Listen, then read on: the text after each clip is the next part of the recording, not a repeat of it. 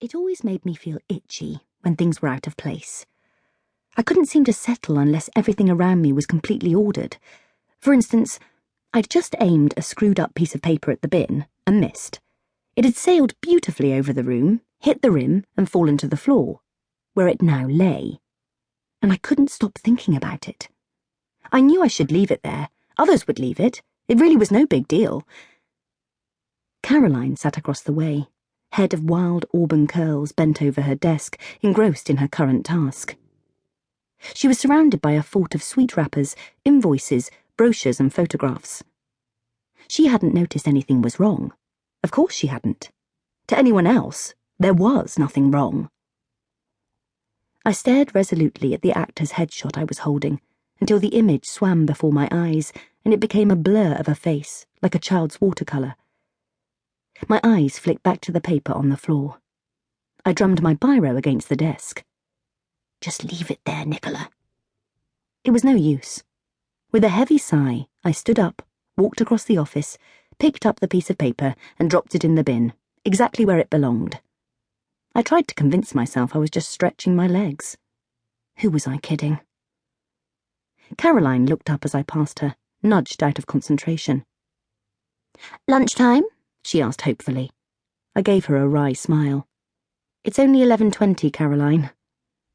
She pulled a face and returned to typing, though how she did it, I had no clue. Her keyboard always seemed to be half submerged under a sea of paper and neon post-it notes. How she ever managed to get anything done was beyond me. Important documents were nestled under other piles of documents, also important, yet she always managed to produce exactly what we needed, and laughed at my disbelief when she did.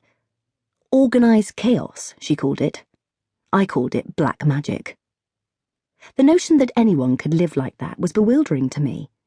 But Caroline Harper's desk was a perfect reflection of how she lived her life. At least her mess no longer annoyed me, which was testament to how much I'd grown to like her. I envied her easy manner.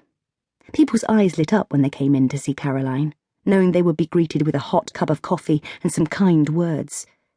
Desperate actresses, bored and out of work, always left smiling, hope reborn inside them.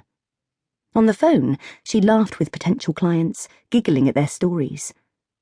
I was more suited to bookings, searching out new talent and ensuring the office ran smoothly. Caroline often said I was the cogs to her clock, which made more sense than most of her phrases. Yesterday's front-runner. He's all talk and no pyjamas. More information than I really needed about her husband.